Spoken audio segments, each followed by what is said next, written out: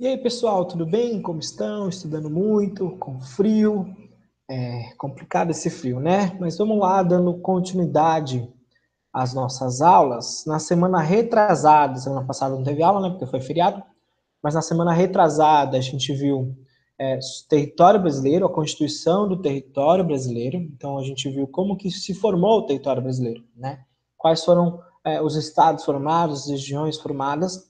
Hoje a gente vai entender um pouquinho sobre a regionalização, então como esse território é organizado. É essa a diferença, tá? A gente viu a formação do território, a formação das áreas do território brasileiro. Hoje a gente vai entender como esse território está organizado e a gente vai ver que existem algumas classificações do território brasileiro, três na verdade, a gente vai ver as três classificações e falar um pouquinho também sobre essas etapas de desenvolvimento dessas regiões do Brasil. Tudo bem? Aqui eu defino alguns conceitos, tá, pessoal? Só voltando à aula, como eu estou gravando agora, defino o conceito de território, que é o espaço apropriado por um poder, por uma soberania. Defini o conceito de Estado, que é o conjunto das instituições públicas que exerce o poder sobre esse território. E defini o conceito de nação, que é esse sentimento de pertencimento entre várias pessoas, né? Principalmente a questão da língua, que une muito as pessoas, que une esse sentimento de identitário, cultural e nacional. Tá bom? E aí a gente vai classificar três momentos do território brasileiro, que o Milton Santos, professor Milton Santos, diz na sua obra. Então, existiram três momentos de ocupação do espaço brasileiro, do território brasileiro. Um primeiro momento, o professor Milton Santos vai chamar de meio natural. O meio natural é o início do processo de produção das atividades humanas. Então, o meio natural é quando apenas os indígenas estavam aqui, né? Então, os indígenas, eles sim, transformavam o meio natural, mas era numa escala um pouco menor, né? Muito menor do que a gente faz hoje, por exemplo. Então, existiam sim algumas técnicas que usavam, que transformavam o espaço, que transformavam o território, mas era uma apropriação desse espaço. Na verdade, era a natureza que regia a atividade humana, e não a atividade humana que vai reger a natureza. Então, esse primeiro momento, o homem é totalmente submisso ao meio natural. É claro, o indígena vai tirar, sei lá, algumas árvores para fazer lenha, como mostra na imagem, vai tirar algumas árvores para fazer as ocas, né? Mas é o meio natural que está determinando isso, né? É o meio natural que vai dizer quando que ele vai pescar, é o meio natural que vai dizer quando que ele vai caçar, é o meio natural que vai dizer quando que ele tem que tomar banho, né? Então, é o meio natural que rege a atividade humana nesse primeiro momento de meio natural do território brasileiro. Tudo bem? Então, meio natural antes da chegada dos portugueses. Tranquilo? Num segundo estágio, a gente vai falar de um meio técnico. O meio técnico já começa uma transformação maior do espaço brasileiro. E aí a gente vai ter como o início desse meio técnico a chegada dos portugueses. E aí a gente vai ver, por exemplo, em Nordeste, quando a gente for falar de Nordeste, que tudo começou com a exploração do pau-brasil no Nordeste, na costa brasileira, mas especialmente no Nordeste. Depois do pau-brasil, a gente teve a economia da cana-de-açúcar. Depois da cana-de-açúcar, a gente teve a economia da mineração, em Minas Gerais. Depois da economia de mineração, a gente teve o ciclo da borracha na região norte. Depois do ciclo da borracha, a gente teve o período do café. E aí, só depois do período do café, a gente vai ter um período de industrialização, que a gente vem passando até os dias atuais. Tá? Então, o meio técnico, ele vai ser justamente esse momento de entrada das técnicas dentro do território brasileiro, com a vinda dos portugueses, com a vinda das técnicas europeias, com a vinda, por exemplo, com a criação dos moinhos de engenho de açúcar, com a criação das ferramentas que vão ser usadas na mineração, com as técnicas de plantio depois que vão ser usadas na economia cafeira, né? Então, a gente também vai ter um barco que é a Revolução Industrial. É claro que a Revolução Industrial no Brasil ela vai acontecer já no século XX, né? Ali nos anos 30, nos anos 40. Mas para vocês verem como esse meio técnico ele é muito grande. Ele vai desde a chegada dos portugueses até a nossa Revolução Industrial, que acontece só em 1930, 1940. Né? Então, a gente também vai dizer que existem arranjos espaciais no território. Eu estava falando da economia da cana, da economia do pau-brasil, da economia do café, da economia da mineração, da economia da borracha. São vários tipos, vários períodos que a gente teve no território brasileiro, e eles vão ser chamados de arquipélagos regionais, porque foram períodos econômicos localizados em algumas regiões do Brasil que não tiveram nenhuma interligação, né? Eles não eram associados. A cana-de-açúcar era só no Nordeste, o café era só no Sudeste, a borracha era só no Norte. Então foram períodos econômicos que não tiveram relação entre si. Um ou outro, assim, na mineração, por exemplo, a gente vai ver, o período de mineração no Sudeste, a comida para alimentar os mineradores em Minas Gerais vinha do Sul, que são os tropeiros, né? Os tropeiros, aquelas tropas, né, de pessoas que saíam do sul com cavalos, com bois, levando comida, levando couro e levando animais para trabalharem no período da mineração em Minas Gerais. Mas isso ainda, né, numa escala muito menor do que a gente vê hoje. Hoje em dia seria uma revolução, a gente já vai ver, tá?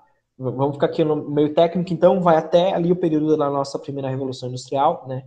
No início da industrialização no Brasil, que seria ali na década de 90 e de 30. Deu para entender o meio técnico? Deu para entender os arquipélagos regionais, que são essas regiões que não tinham ligação entre si, os períodos econômicos do Brasil? Me deem um ok. Sim, sim, sim. Beleza. E aí, respondendo a pergunta, hoje em dia, a gente está em qual meio? Hoje em dia, a gente está no meio técnico, científico, informacional. Como o nome diz, é a revolução, é a terceira revolução industrial, é a revolução técnica, científica e informacional. Então, a partir daqui, a partir principalmente da segunda metade do século XX, pós-Segunda Guerra Mundial, a gente vai ter essa revolução da informação, essa revolução da tecnologia, com novas tecnologias sendo empregadas no meio produtivo, né? Então, a gente vai ter a criação da internet, a gente vai ter a criação de sistemas de informação mais complexos, a gente vai ter a criação de computadores, né, dos celulares, dos telefones móveis, né? Tudo isso é uma grande inovação que a gente ainda usa até hoje, né? Na verdade, vocês sabem que a maioria das tecnologias que nós usamos hoje ou foram usadas na guerra ou foram usadas na pesquisa espacial, né? Então, daí a importância, não da guerra, a guerra é triste, né? Mas a guerra também traz grandes inovações tecnológicas, né? Assim como a corrida espacial também trouxe grandes inovações tecnológicas. Então, o meio técnico, científico e informacional, ele é um meio mecanizado, ele é um meio tecnicista, ele vai ser caracterizado pelas novas descobertas científicas e também pelas novas descobertas de outras coisas, como a gente está vendo aí com o coronavírus, né? Com a pandemia, né? Isso também acaba sendo intrínseco a esse momento de revolução técnica, científica e informacional. Quando a gente fala de meio técnico, científico e informacional, a gente também fala de terceira revolução industrial, né? São sinônimos. E também fala de globalização, né? Então, se vocês verem globalização na prova, verem terceira revolução industrial, verem meio técnico, científico e informacional, basicamente a gente está falando das mesmas coisas, tá? Lembrando que a globalização, a gente está falando também dessa questão das redes. Todos os tipos de redes. Redes de internet, redes de telefonia, redes de informação, redes de televisão, redes de rádio, redes de transporte. A gente pode falar também de redes ilegais. Redes ilegais, narcotráfico, redes ilegais de tráfico de drogas, que é a mesma coisa, desculpa. Redes ilegais de tráfico de armas, redes ilegais de prostituição. Essas redes, elas foram, claro, a prostituição existe desde sempre, mas ela foi aperfeiçoada com a revolução tecnológica, né? Porque hoje a troca de experiências ela é muito mais difusa e ela alcança muito mais regiões do mundo todo, tudo bem? Então, redes, globalização, terceira revolução industrial, meio técnico, científico e informacional são basicamente a mesma coisa, né? Elas são sinônimos. Tudo bem? Dúvidas?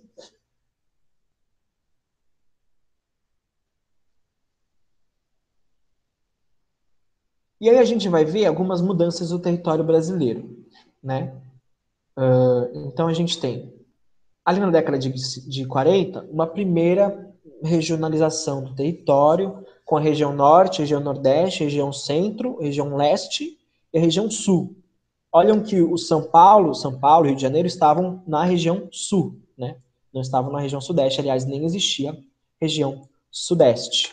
Já num segundo momento, na década de 50, a gente vai ter uma outra regionalização, né? Região Norte, região Nordeste, região Leste, região Centro-Oeste, região Sul. Nesse caso aqui, a diferença foi que Minas, que era da região Centro, foi para a região Leste, né? E aqui Maranhão e Piauí, que eram da região Norte, foram para a região Nordeste. Então, né, houve uma mudança aí, além da criação dos territórios de Rio Branco e do território do Amapá aqui em cima, que não existiam, era só o Pará e era só o Amazonas aqui, né? Então a gente vai tendo uma transformação aí do território brasileiro. Já na década, aqui também, né, que eu falei. Já na década, tem o território aqui do Guaporé também, que vai ser o estado de Rondônia mais para frente. Já na década de 70, a gente vai ter outra configuração do território brasileiro, né? Então a gente vai ter a criação do estado do Acre, que eu disse na aula da semana passada como que ele se formou, a criação do território de Rondônia, já não é mais Guaporé, vira território de Rondônia. Bahia e Sergipe passam para a região Nordeste, eram da região Centro-Oeste, e vão passar agora para a região Nordeste. E aí, na década de 90, a gente tem basicamente, né, a nossa classificação atual, que é os estados de Amapá e Roraima, o estado de Rondônia, o Centro-Oeste, que também vai ser dividido, antes era só Mato Grosso é dividido em Mato Grosso do Sul, Goiás e Tocantins, né, era só Goiás, ó, e vai virar Goiás e Tocantins, tudo bem? Vai ser desmembrado entre os dois estados. Mas, basicamente, na década de 90, a gente tem essa classificação que a gente já conhece nos dias atuais, que é a classificação do IBGE. Tranquilo? Aqui é só um panorama mesmo de como tudo aconteceu. Vocês não precisam decorar em que ano aconteceu isso, em que ano aconteceu aquilo. É mais para vocês saberem que houve sim modificações no território brasileiro ao longo das décadas. Tá bom? Agora sim a gente vai ver as regionalizações do território brasileiro. São 3 tipos de regionalização. A gente tem a primeira regionalização, que é a mais usada, que a gente vê nos livros didáticos, né? Que a gente vê no colégio, que a gente vê desde lá do 6º ano até o 3º colegial, que é a classificação do IBGE. Essa classificação, a gente tem as 5 regiões do Brasil: região Norte, região Nordeste, região Centro-Sul, região Sudeste e região Sul do Brasil, né? Então, são 5 grandes regiões. Essa divisão política administrativa, que é a divisão do IBGE da década de 70, ela vai respeitar os limites dos estados, né? A gente vai ter classificações, regionalizações, que não respeitam os limites dos estados, a gente já vai ver, mas essa respeita. Então, ela é dividida pelo limite dos estados. Ela vai agrupar as regiões com algumas características. Então, o IBGE vai levar em consideração características físicas, isso quer dizer clima, vegetação, relevo, hidrografia, solo, né? Então, características físicas estão dentro da divisão político-administrativa do IBGE. Características econômicas, né? Então, como cada região tem o seu desenvolvimento econômico, aí a gente vai ter algumas diferenças, né? Por exemplo, a região norte é uma região de extrativismo, a região centro-oeste é uma região de agropecuária, a região sudeste e sul já é uma região mais industrial, enquanto a região nordeste já é uma região mais de comércio e serviços. Então, além de aspectos físicos, também vai ter aspectos econômicos.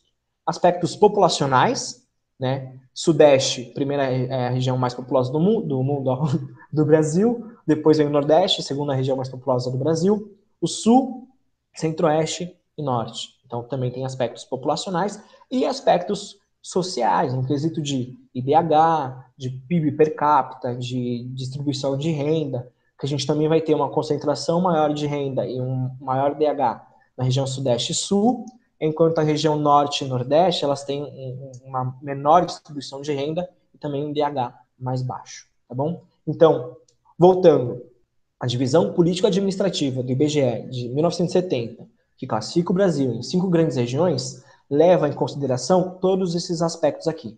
Aspectos físicos, aspectos socioeconômicos, aspectos populacionais e aspectos sociais. Beleza? Por que o IBGE divide assim? Porque essa regionalização ela vai ser usada para planejar, para fazer pesquisa, para organizar o território brasileiro. O censo de 2000, que seria agora esse ano, né, não vai ser por causa da pandemia, o censo de 2020 foi adiado para 2021. Mas eles vão fazer a pesquisa pelas regiões. Então, primeiro começa na região norte, depois nordeste. Eu não sei se é essa ordem, mas é assim. Então, a regionalização, ela vem... Por que a gente regionaliza um país, regionaliza uma área? Para organizar, para tentar entender esse território e para aí sim, quando a gente entende, a gente construir alguns planos de ações para melhorar a qualidade de vida, para melhorar o sistema de infraestrutura nessas regiões. Tudo bem? Então, a regionalização do IBGE vai servir basicamente para isso, para criar programas, para criar planos de desenvolvimento dessas regiões. Também para a questão de estatística e de pesquisas populacionais. Beleza com a regionalização do IBGE? Dúvidas? Tudo. A segunda regionalização que a gente tem é a regionalização dos complexos geoeconômicos. Essa regionalização é de 1967. Alguém já tinha visto essa regionalização? Ela é um pouco diferentona da do IBGE, né? Para começar aqui, ela tem só 3 regiões. Ela não tem 5, ela tem 3 regiões, né? Quem fez essa regionalização foi o professor geógrafo Pedro Pinchas Geiger, né? Qual que é o nome da regionalização? Complexos geoeconômicos. Basicamente, o professor Pinchas, ele pegou o Brasil e ele dividiu nas regiões econômicas. Então, cada região que ele classificou tem um tipo de economia diferente, né? Então, ele vai dividir a principal característica do professor Pinchas, dos complexos geoeconômicos, como o nome diz, é economia, né? São as atividades econômicas. Isso, o vestibular pergunta muito. Se cair alguma questão de regionalização do território, uma das perguntas que eles vão fazer é quais critérios foram usados em tal regionalização. Então, voltando para o IBGE, foram vários critérios físicos, sociais, populacionais, econômicos. Na dos complexos geoeconômicos é a economia, são as atividades econômicas, tá? E aí, então, ele vai dividir o território brasileiro em 3 regiões. A região da Amazônia, que pega toda a região norte, né? Vai pegar também, aqui, ó, parte do Maranhão, estão vendo? O Maranhão, que na do IBGE é do Nordeste. Vai pegar também, aliás, parte do Tocantins vai ficar para a região Centro-Sul, o sul do Tocantins aqui, ó, tá na outra região, e também o sul do Mato Grosso tá na outra região. O Mato Grosso, inclusive, que na do IBGE é do Centro-Oeste, aqui na do Pinchas ele vai para a Amazônia, tá? Assim como o Nordeste, então o Nordeste ele pega o norte de Minas, né, e essa metade aqui do estado do Maranhão, e a região Centro-Sul, ela vai agrupar a região Sudeste, a região Centro-Oeste e a região Sul do país.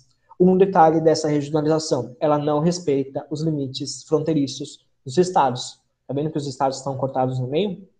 Por quê? Porque o professor Pinchas, ele não classificou por critérios físicos, ele classificou por critérios econômicos. Então, por exemplo, o norte de Minas, aqui em cima, ele tem características econômicas mais semelhantes com o Nordeste do que com a região Sudeste. Por isso que o norte de Minas está na região Nordeste, tudo bem?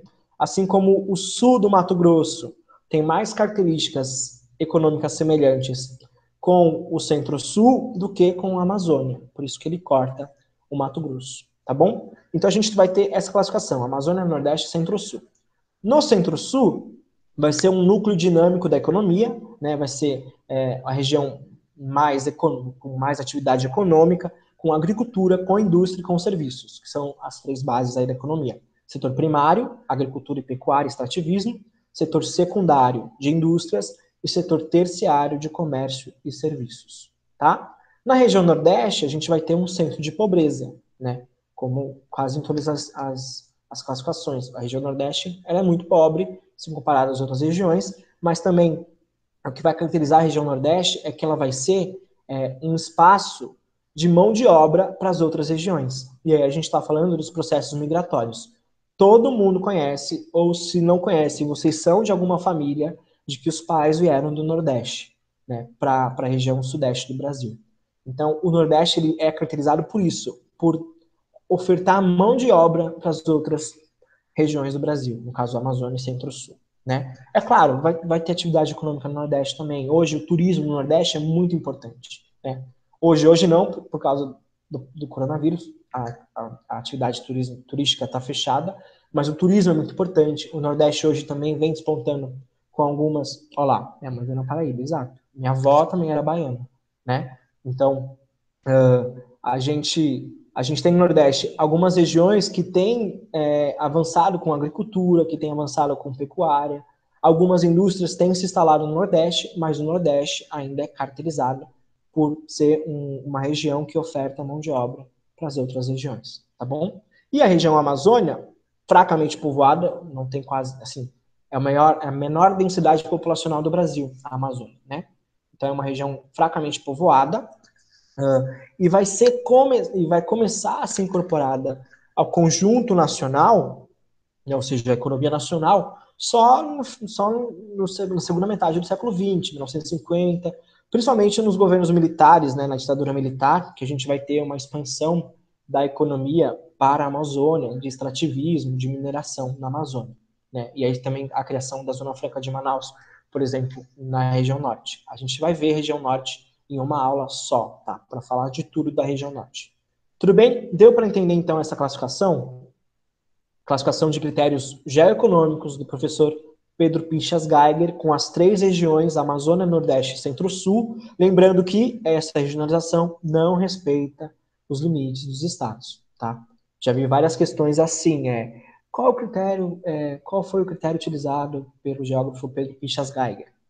Explique como é essa regionalização.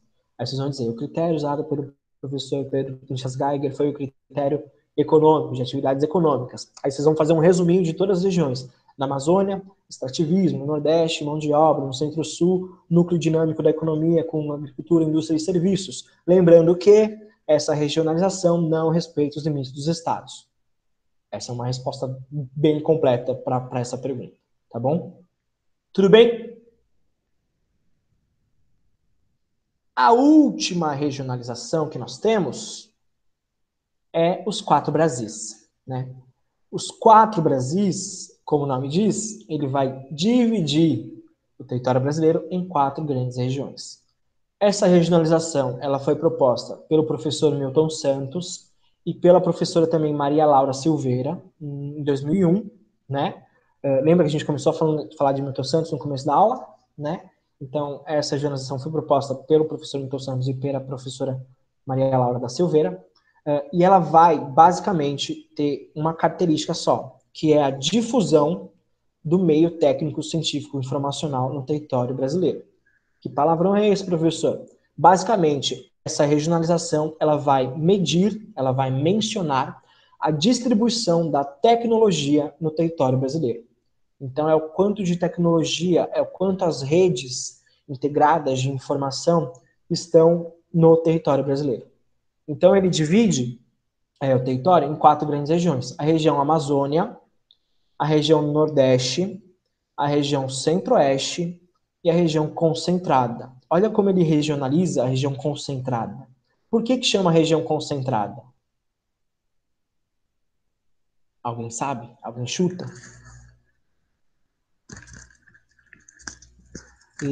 Lembrando que a gente está falando de... Então, Letícia, lembrando que a gente está falando aqui de distribuição de tecnologia. Então, se a gente está falando de distribuição de tecnologia, a região concentrada tem esse nome por quê?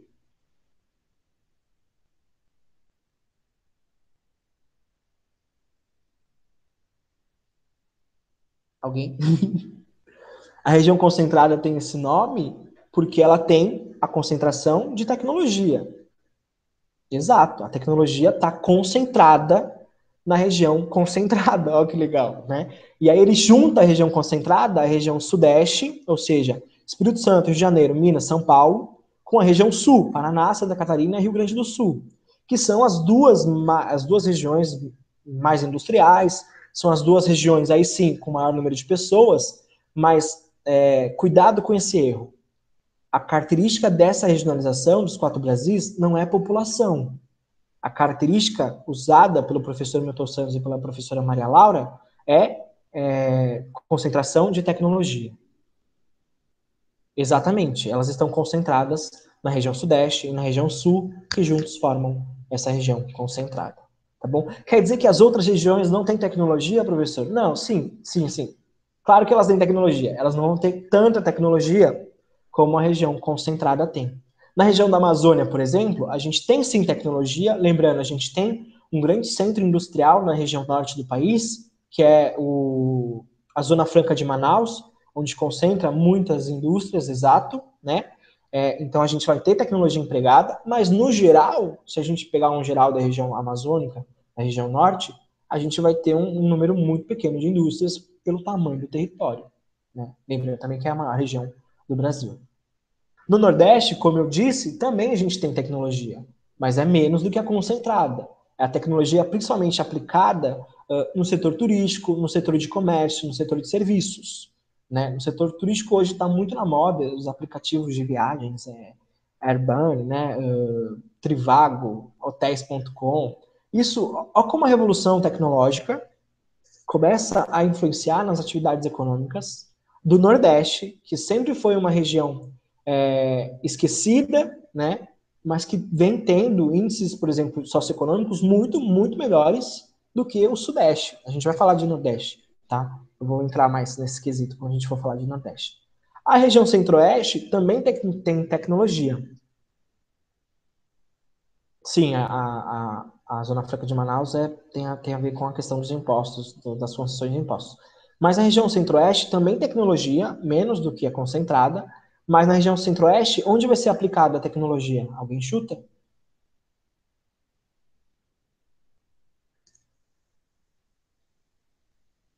Região Centro-Oeste. O que a gente tem na região Centro-Oeste?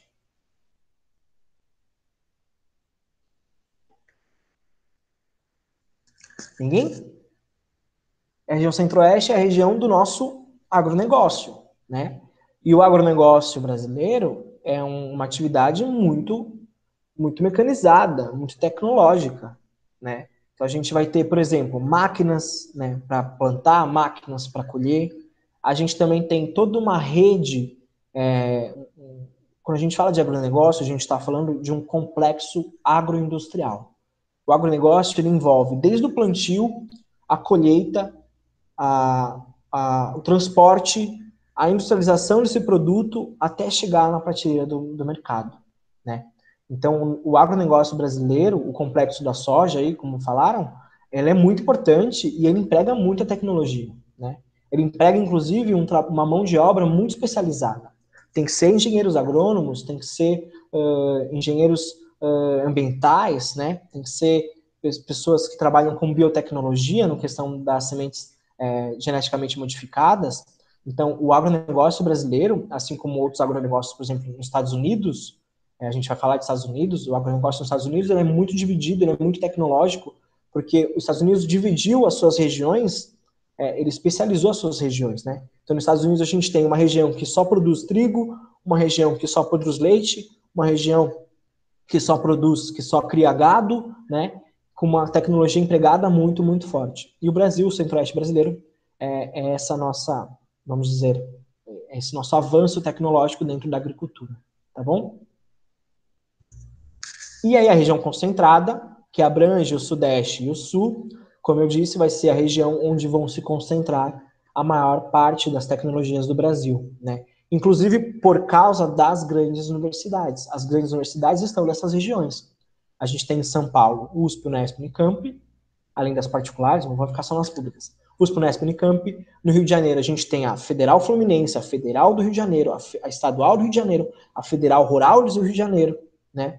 No Espírito Santo, a gente tem a Federal do Espírito Santo. Em Minas, a gente tem várias federais, desculpa. Em Minas, a gente tem várias federais, a Federal de Belo Horizonte, a Federal de Viçosa, a Federal de Uberlândia, né? Várias universidades federais de ponta em Minas Gerais. A Paraná, Santa Catarina e Rio Grande do Sul também, né? O Paraná ainda mais, tem a UEL de Londrina, que é uma universidade que faz muita pesquisa na área tecnológica, principalmente na área do agronegócio. Santa Catarina também, a gente tem a Federal de Floripa, a gente tem no interior outras federais voltadas ao agronegócio. No Rio Grande do Sul, Federal do Rio Grande do Sul, a de Santa Maria, que é muito importante também. Inclusive, existem ex-alunos do cursinho que estão hoje na Federal de Santa Maria, tá? Então, assim, é a região onde vai concentrar as maiores universidades do país. é a região onde a gente vai ter uma maior produção de tecnologia, uma maior produção de pesquisas, né? Além de pesquisa, tecnologia, a gente vai ter também uma concentração de capitais, uma concentração de investimentos. Como disseram aí no chat, essa região concentrada, que abrange o Sudeste e o Sul, vai atrair mais investimentos. Por quê? Porque é uma região mais dinâmica, é uma região que tem a maior parte da população, né? Então, as empresas elas querem vir para cá porque tem o mercado consumidor, tem mão de obra, tem tecnologia, tem tudo organizado. Tá? Claro que a gente está falando aqui dos aspectos positivos.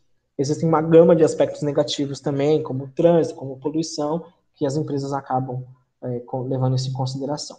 Mas tudo bem, deu para entender a regionalização do território brasileiro do professor Milton Santos e da professora Maria Laura, dos 4 Brasis? Ela mede a difusão da tecnologia do meio técnico, científico e informacional no território brasileiro. Então, relembrando, a gente tem 3 regionalizações. A regionalização do IBGE, com as 5 regiões, Norte, Nordeste, Centro-Oeste, Sudeste e Sul, que vai ter todos esses aspectos aqui, físicos, econômicos, populacionais e sociais. Essa regionalização respeita os limites dos estados. A gente tem a segunda regionalização, são os complexos geoeconômicos, do professor Pedro Pinchas Geiger. A principal característica é geoeconômica, é a economia, a atividade econômica. Essa regionalização são 3 regiões que não respeitam os limites dos estados.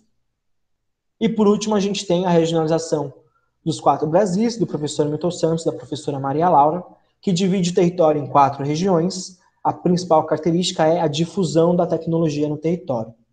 Tá? E essa regionalização também vai respeitar os limites dos estados. Tá? A única que não respeita é a do professor Pinchas. As outras 2 respeitam os limites dos estados. Mas é isso, pessoal. Muito obrigado. Prestem atenção lá no Classroom. E qualquer dúvida me chame no WhatsApp. Tá bom? Tchau para vocês e até a semana que vem.